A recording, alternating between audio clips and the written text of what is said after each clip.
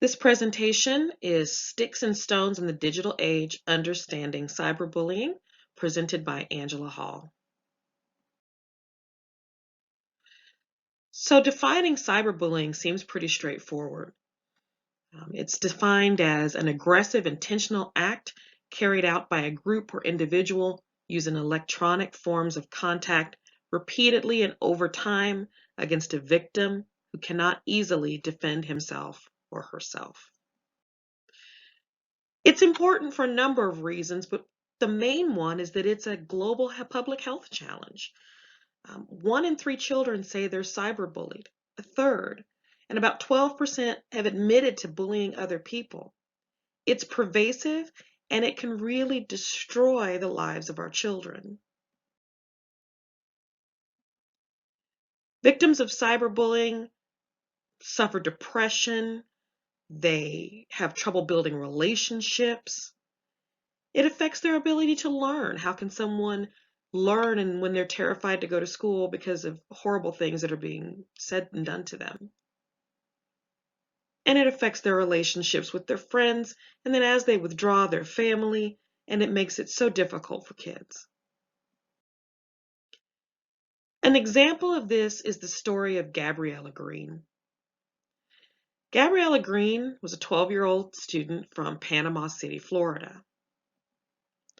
In January of 2008, people started spreading malicious rumors about her online, including that she had sexually transmitted diseases, calling her vulgar names, and threatening to expose extremely sensitive information about her.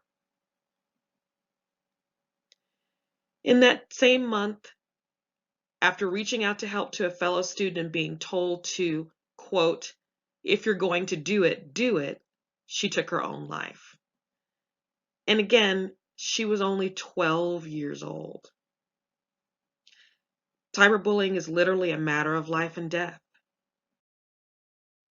So long term, studies have shown that bullies have a typically higher level of antisocial and violent behavior in adulthood, and that can lead to criminal behavior and an ongoing impact economically and socially for the entire community. Severity of cyberbullying can increase if measures aren't taken and there aren't consequences. Teachers can become stressed out, overwhelmed at having to referee all of this as well as teach the curriculum.